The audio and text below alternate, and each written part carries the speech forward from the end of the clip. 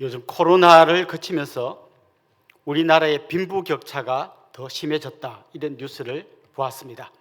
서울의 집값이 계속해서 폭등해서 평균 10억을 넘었다는 얘기도 있고요. 그런가 하면 젊은이들이 대학을 졸업했는데 일자리가 없어서 그냥 알바를 전전하고 있다, 이런 뉴스가 이렇게 나왔습니다. 한쪽에서는 굉장히 오르고 있고 한쪽에서는 돈을 벌 길이 없는 이런 양극화가 더 심해지고 있는 거죠. 그런데 이 빈부격차의 문제는 요즘 갑자기 생긴 건 아닙니다. 인류 역사상 이런 문제가 없었던 적은 한 번도 없었습니다. 계속해서 이런 문제가 있어 왔죠. 그런데 이게 너무 심해지면 그야말로 민심이 들끓게 됩니다.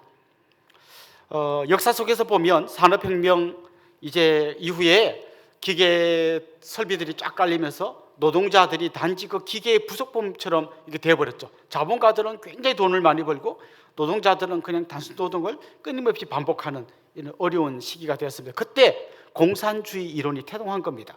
그리고 그게 실제로 러시아와 동유럽, 그리고 중국과 인도 차이나, 그리고 심지어 우리 북한까지 뒤덮게 되었던 거죠. 그런데 역사가 말해주듯이 공산혁명은 실패했습니다. 원래 이 자본주의의 문제가 사실은 뿌리는 인간의 이기심이거든요. 그러니까 자본주의는 이렇게 돌아가는 겁니다. 빵을 만드는 사람이 이 빵을 만들어서 인류의 평화를 도모하고 뭐 남을 섬기고 이런 마음으로 빵을 만들지 않죠. 이걸 만들어서 내가 돈 벌어서 잘 먹고 잘 살려고 빵 만들고 팝니다. 대장간에서 일하는 사람도 똑같습니다. 열심히 일해서 돈 많이 벌어서 잘 살려고 합니다. 근데 각자 그렇게 살다 보면 이 경제가 돌아가는 게 자본주의입니다. 그러니까 당연히 사람들의 탐욕이 그 안에 들어가고 부익부 빈익빈 격차가 벌어지게 돼 있죠. 그게 이기심이 결국 자본주의 경제의 문제를 만들어내는 겁니다. 공산주의도 마찬가지입니다. 공산주의가 실패한 근본 원인도 이기심입니다. 어떤 사람은 열심히 일했는데 또 어떤 사람은 먹고 놀았는데 월급은 똑같이 준다. 그럼 내가 뭐하러 열심히 일해? 그러다 보니까 결국 공산주의는 하향 평준화되면서 무너지게 되어 있었던 거죠. 결국 아무리 많은 제도를 만들어내도 이 인간의 이기심을 극복하지 못하면 정말 이 빈부격차를 해소하는 건 정말 쉽지 않습니다. 그런데 지금부터 3,500년 전에 기록된 이 모세율법에 보면 이 문제를 해결하기 위해서 하나님이 주신 어떤 독특한 제도가 나옵니다. 레위기에 보면 희년이라고 하는 제도가 있는데요. 희년, 기쁠희 해년, 그러니까 기쁨의 해가 돌아오는데 50년에 한 번씩 돌아옵니다. 이 희년이 되면 아주 독특한 제도가 있는데 남에게 땅을 파는 사람이 있잖아요. 땅을 판 사람이 희년이 되면 다시 돌려받습니다. 그리고 내가 돈 주고 땅을 샀지만 50년마다 돌아오는 희년이 되면 이 땅을 원래 주인에게 돌려줘야 돼요. 그리고 내가 돈을 주고 종을 샀는데 희년이 되면 이 종을 풀어줘야 돼요. 지금 우리 자본주의 사회에서는 이해가 안 되는 제도이죠. 내 돈 주고 샀는데 왜 돌려줘요? 이렇게 이해가 안 되지만 이게 율법에 정해져 있는 희년 제도입니다. 자, 그러면 이제 뭐 예를 들면 이런 거죠. 모든 사람들이 이스라엘에서는 다 땅을 갖고 있습니다. 원래는 가나안 땅에 들어갈 때 공평하게 땅을 분배해서 모든 사람에게 나누어 줬고 그 사람이 자자손손 그 땅을 물려주기 때문에 모든 사람은 자기 땅을 다 갖게 되어 있는 거죠. 그런데 어떤 사람이 땅을 갖고 있었는데 그리고 농사지어서 먹고 살면 됐는데 가장이 뭐 병이 들거나 죽는 겁니다. 그러면 땅은 있는데 농사를 지을 사람이 없어요. 그러면 그 집이 가난해집니다. 먹고 살 길이 없으니까 할 수 없이 이 사람이 땅을 팔게 되는 거예요. 땅을 판 돈으로 몇 년 먹고 살았는데 이제는 그 돈도 다 떨어졌어요. 그러면 남의 집에 종으로 팔려가는 겁니다. 반면에 좀 여유가 있는 사람은 땅을 사고 또 종도 사가지고 농사를 크게 짓는 거죠. 이대로 쭉 가면 이쪽은 계속 부자 되고 이쪽은 자자손손 가난하게 되는 종으로 사는 거죠. 그런데 희년이 딱 되면 원래대로 돌아가는 겁니다. 원래 땅 주인에게 땅을 돌려주고 또 종은 다 풀어주는 거예요. 그러면 가난이 대물림되는 게 아니라 다시 처음부터 새로 시작해 볼 수 있는 겁니다. 다시 내 땅을 가지고 내가 열심히 일해서 먹고 살 수 있는 새로운 구조를 만들어낼 수 있는 거죠. 이게 희년 제도예요. 아주 기가 막힌 제도죠. 그런데 이 희년 제도도 완벽하지는 않는 거예요. 해보니까. 왜냐하면 땅을 돌려받았어요. 그리고 종으로 갔던 사람이 풀려났어요. 그런데 또 누가 아프고 죽고 그러니까 또 가난의 문제가 생기고 어쩔 수 없이 또 땅을 팔아야 되고 또 종으로 가야 되는 상황이 생기는 거죠. 그럼 이게 이런 거 없는 완벽한 희년 같은 건 없을까요? 그때 성경이 주는 답이 뭔가 하면요, 메시아가 오시면 완벽한 희년이 성취된다. 이게 성경의 답이에요.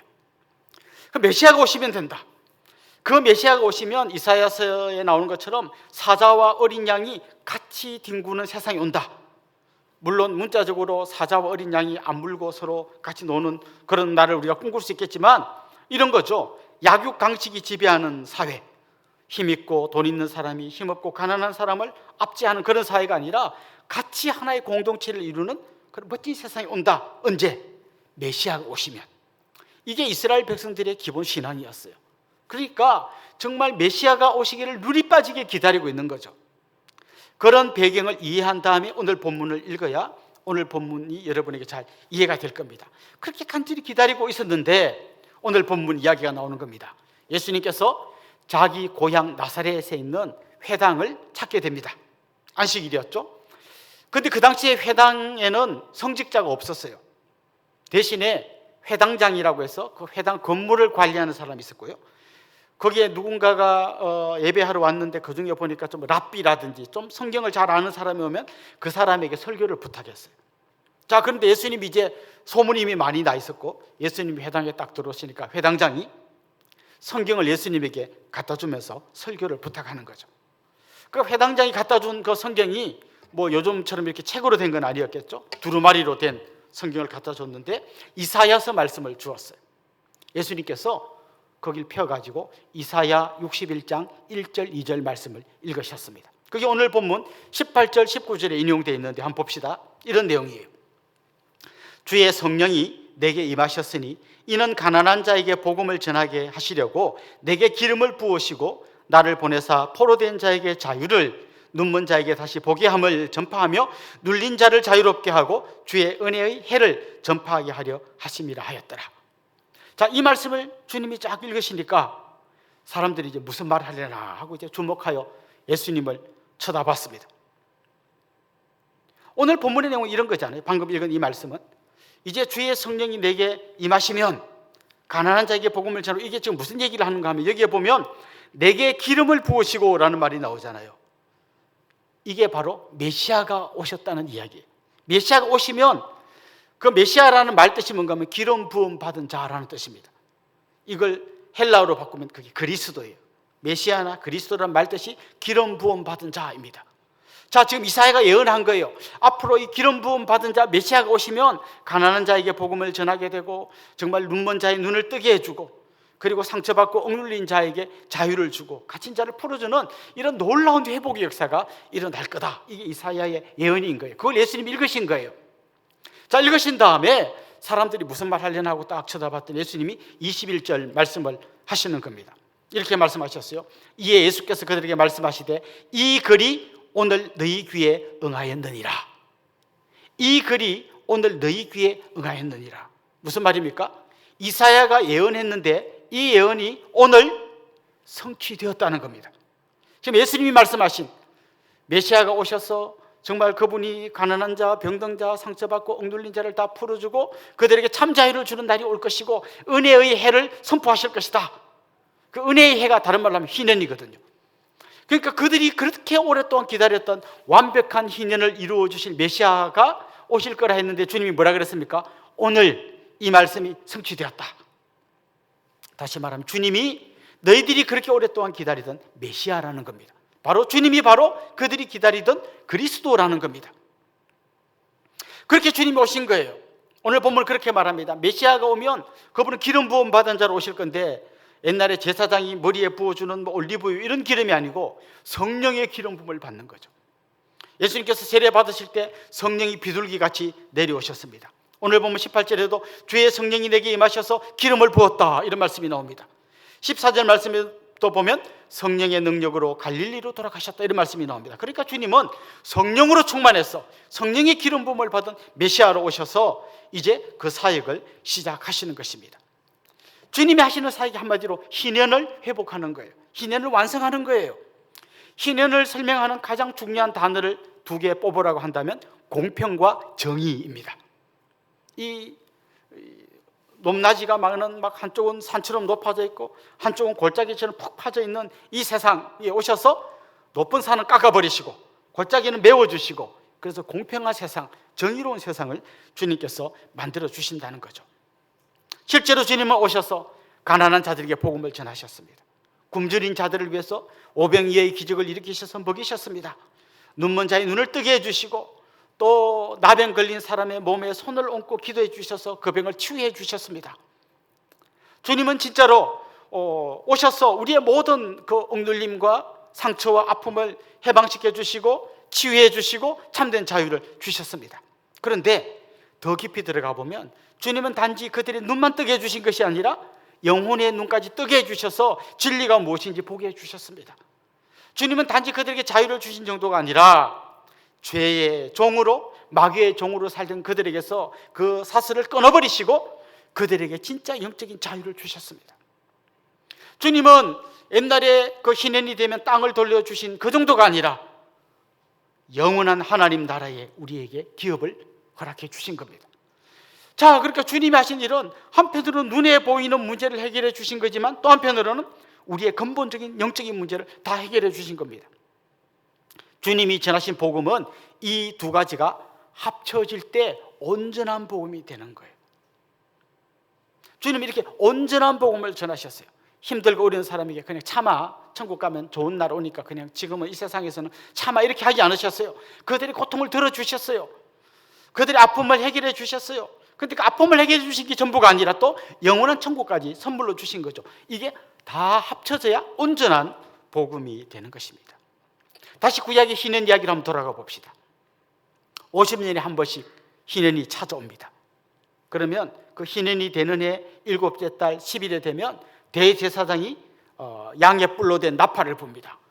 뽕 나팔 소리가 울리겠죠. 이 나팔 소리는 정말 수많은 사람들에게 희망의 소리입니다. 이제 드디어 내가 종에서 풀려난다는 신호입니다. 내가 팔아버렸던 그 땅을 돌려받는다는 신호입니다. 그러니까 희년의 나팔이 울리면 온 백성이 같이 기쁨의 잔치를 벌이는 그런 날이 되겠죠. 그럴까요? 잘 생각해 보세요. 진짜 땅을 돌려받고 종에서 풀려나는 사람에게는 기쁨의 나팔 소리가 되겠지만 반대의 경우도 있잖아요. 돈 주고 땅 산 걸 돌려주는 사람도 있잖아요. 돈 주고 종을 사왔는데 그걸 풀어줘야 되는 사람도 있잖아요. 이들도 기뻤을까요? 이 문제를 풀기 위해서 하나님은 이 율법을 주시기 전에 먼저 하나님과 이스라엘 백성의 관계를 설명해 주시면서 이렇게 이야기하셨어요. 나는 너희를 종되었던 애굽 땅에서 자유케 해준 하나님이다. 무슨 얘기예요? 원래 이스라엘 백성들이 다 종이었어요. 다 애굽에서 종이었어요. 그런데 하나님께서 개입하셔서 그들을 종의 자리에서 해방시켜 주셨잖아요. 그리고 땅 한 평도 없는 그들을 가나안 땅으로 보내주셔서 전부 다 그들에게 땅을 주셨잖아요. 하나님 말씀하시는 거죠.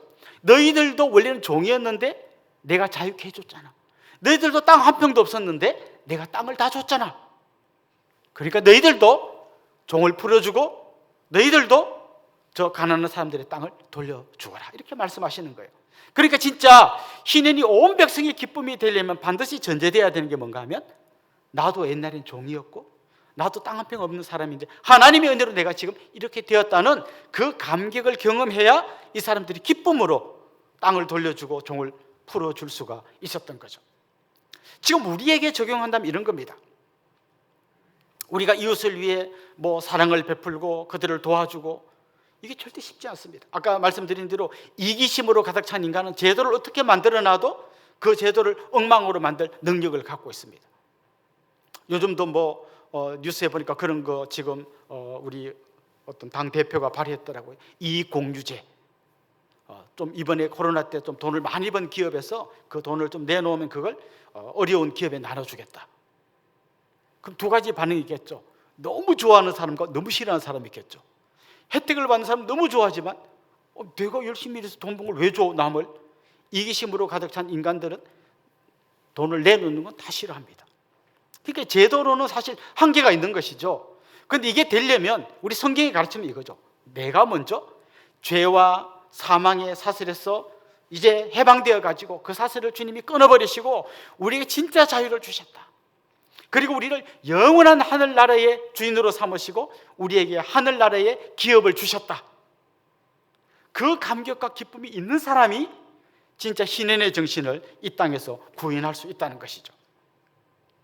신약시대에 오면 이 신인 정신이 어떻게 구체적으로 드러나나 하면요, 두 가지로 드러납니다. 첫째는 코이노니아, 교제를 통해서 드러납니다. 우리는 보통 교제 그러면 같이 모여서 막 밥 먹고 재밌게 웃고 이야기하고 집사님 잘 지내 막 이런 정도를 교제라고 생각하는데, 그 사도행전 2장에 보면 그들의 교제가 어느 정도였는가 하면 자기 재물을 팔아 가난한 자에게 나눠주는 데까지 갔어요. 그래서 그 공동체 안에는 핍절한 자, 가난한 자가 없었어요. 이런 교제까지 나갔던 거예요, 신약시대. 또 한 걸음 더 나아가면 이 교제, 코이노니아뿐만 아니라 섬김으로 이 제도를 실현했어요. 종을 풀어주는 정도가 아니라 자기가 종이 되는 거예요. 예수님께서 시범을 보여주셨잖아요. 온 우주의 주인이신 그분이 스스로 종이 되셔서 제자들의 발을 씻어주셨잖아요.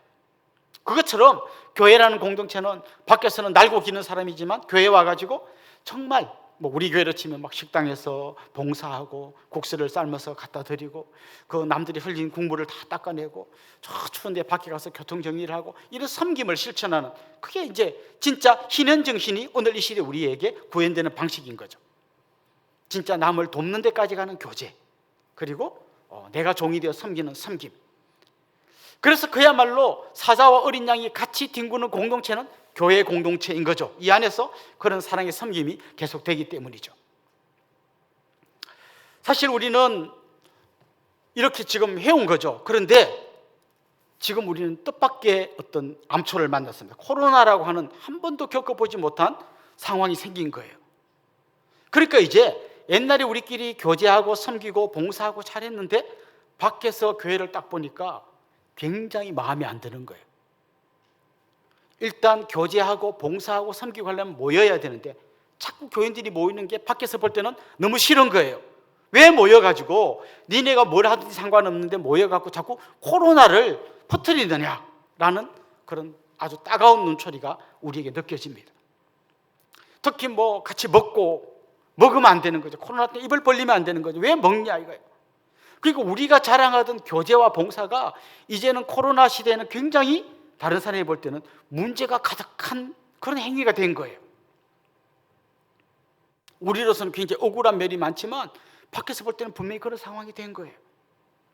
기은실이라는 단체에서 얼마 전에 설문조사를 했는데요, 개신교 교인들, 이 기독교인들을 당신은 신뢰할 수 있습니까?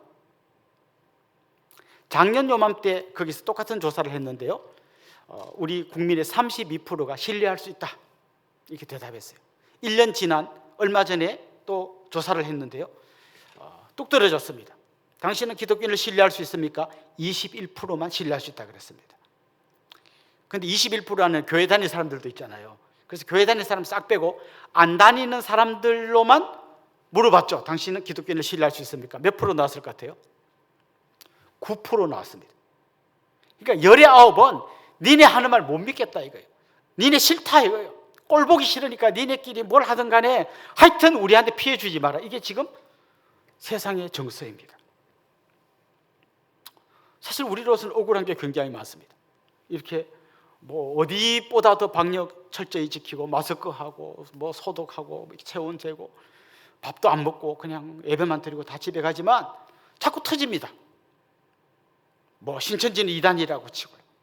또 무슨 상주 열방센터, 거기도 사실 우리 할 말이 많아요. 그 최바울 선교사는 우리 교단에서 저분 문제 많으니까 교류하면 안 된다 선을 확실히 그은 사람이, 최근에 문제가 터진 IM 선교회 해가지고 대안학교, 이분도 제가 들여다보니까 이분은 우리가 하는 기독교 대안학교를 하는 분이 아니라 영어 프랜차이즈를 운영하시는 분이나 마찬가지예요.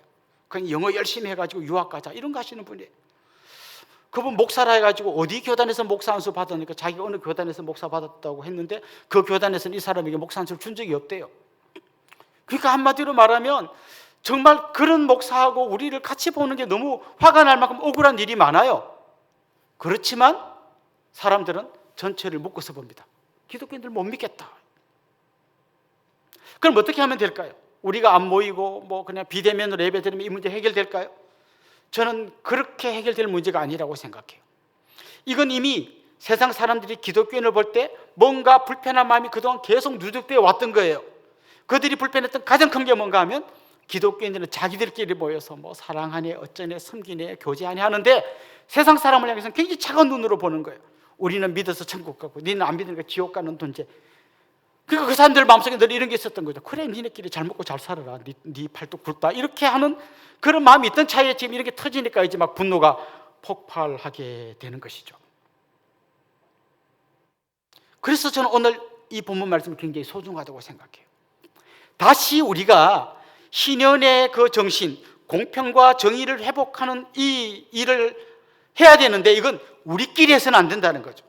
이게 우리의 담장을 넘어가가지고 세상 한가운데로 흘러가야 된다는 거죠. 그래서 우리 교인도 도와야 되지만 교회 밖에 있는 상처받고 또 경제적으로 어려움을 당하는 이 사람들에게 우리가 사랑의 손을 내밀어야 한다는 것입니다. 사실 지금까지 우리 교회가 많이 해왔어요. 한글학교를 열어서 매주 80여 명, 100명 되는 외국인 노동자들을 불러서 한국말을 가르치고 그들에게 음식을 제공하고 머리를 깎아주고 정말 그들을 섬겼습니다. 또 독거노인들을 위해서 성도들이 모여서 도시락을 싸고 이걸 100개 넘게 할아버지 할머니들에게 전달해 드렸어요. 계속 해왔습니다. 그리고 저 세터민이라든지 아니면 다문화 가정 식구들을 돕기 위해서 그렇게 멘토를 세우고 그분들을 통해서 그분들을 계속 섬겨왔습니다. 계속 해왔어요. 코로나 이후에도 우리가 또 지금 이 시대에 맞는 일을 계속 해왔습니다. 지금 성도님들이 이제 자기 집에서 쓸만한데 별로 쓰진 않는 물건들 우리 목사님이 가져오면 그걸 당근마켓에 팔아가지고 그 기금을 모아가지고 굉장히 많은 분을 지금 돕고 있는 중이에요. 현재도 그걸 일을 하고 있습니다. 어떤 성도님은 지난 크리스마스 때 돈을 가지고 오셔서 목사님 한 6분 정도의 이 돈을 나눠주십시오. 아주 거금을 가져오신 분도 있습니다. 또 우리 성도님들이 막 헌금해 주셔가지고 웹캠 카메라를 사가지고 개척교회 목사님들 영상 설교하지 못하는 분들에게 50명 넘게 이 웹캠을 선물했습니다. 그래서 많은 교회들이 이제 그 웹캠을 가지고 영상 설교를 성도들에게 보낼 수 있는 그런 걸 했습니다. 그런데 이 정도 갖고 안 된다는 거죠. 이제 우리는 더 세상 가운데로 나가서 정말 그리스도의 사랑으로 주님이 희년을 통하여 회복시키려고 했던 그 공평과 정의를 우리를 통하여 계속해서 내보내야 한다는 것이죠. 우리가 해마다 10만 원의 기적이라는 걸 해서 정말 다락방마다 한 10만 원 받아가지고 그걸 또 자기들이 뭔가 해서 20만 원, 30만 원 만들어서 우리 주의 이웃들에게 나눠줬는데 올해 정말 우리가 이걸 제대로 해야 될 해가 되었습니다. 우리가 3월 달이 되면 이제 특별 새벽 기도를 한 주간 할 예정인데요. 그때를 기점으로 여러분 이웃들에게 정말 이 10만 원의 기적을 좀 효과 있게 좀 해야 될 그런 마음의 준비를 하시고 내가 도와야 할 이웃이 누군가를 여러분이 잘 찾아보셔야 합니다. 또 이런 것도 제안해보고 싶어요. 이번에 경기도에서 10만 원씩 이제 재난 구호금을 주기로 했는데요. 그러면 뭐 4인 가정이면 한 40만 원 받습니다. 어떤 사람은 이게 정말 생명을 주는 정말 너무 소중한 돈일 수도 있지만 어떤 사람에게는 뭐 그거 없어도 큰 문제는 없는데 공돈이 생겼으니까 맛있는 거 사 먹자 이렇게 될 수도 있습니다. 여러분 가정에서 정말 뭐 40만 원 받았으면 그중에 한 명분 정도는 이걸 우리가 희년의 정신을 구인하기 위해서 한번 희년 헌금을 해서 이웃들에게 한번 나눠보는 우리가 이런 것도 한번 같이 꿈꾸어 보면 좋겠습니다. 그렇습니다. 주님의 복음은 그냥 예수 믿고 천당 가는 그 교리를 받아들이는 게 전부가 아닙니다. 가난하고 소외되고 갇혀있고 묶여있는 수많은 이웃들을 향해 사랑의 손을 내미는 이게 같이 가야 되는 것입니다. 오늘 본문에 보면 예수님께서 이 희년의 복음이 예수님 통해서 성취되었다고 할 때 나사렛 동네 사람 예수님을 죽이려고 했어요. 그 복음을 거부했습니다. 오늘 이 자리에 있는 여러분들은 그 복음을 거부할 사람은 한 명도 없을 겁니다. 하지만 어쩌면 우리는 부분적인 그냥 예수 믿고 천국 가는 요것만 전하는 요런 반쪽짜리가 될 수도 있고요. 또 이게 문제다 해가지고 복음은 밀어두고 어려운 사람 도와주는 이것만 하는 또 반쪽짜리가 될 수도 있습니다. 저는 여러분이요 이 온전한 복음을 여러분 가슴에 받아들이시고 공평과 정의를 위해서 정말 힘들지만 내가 먼저 주님에게 받은 그 사랑을 기억하고 한 걸음 더 나아가고 사랑을 실천하고 정말 여러분의 소중한 돈을 사용하고 또 여러분이 스스로 종이 되어 남을 돕는 그런 자리까지 나가실 수 있는 그런 복된 믿음의 사람들이 될 수 있기를 주님의 이름으로 축원합니다. 기도하겠습니다. 참 좋으신 우리 하나님 아버지, 우리를 죄와 사망의 굴레에서 끊어주시고 참 자유를 주시니 감사합니다. 또 영원한 하나님의 나라를 우리에게 기업으로 주시니 감사합니다. 이 감격을 갖고 살아가게 하시고 이제는 우리가 경험한 이 감격으로 우리 이웃들, 가난하고 소외된 그들에게 다가가 사랑을 실천하고 땅을 돌려주고 종을 해방시켜줬던 이 신인의 정신을 오늘 이 시대에 참된 교제와 섬김으로 되살릴 수 있는 저희들이 되게 하여 주시옵소서. 감사하고 예수님의 이름으로 기도드리옵나이다. 아멘.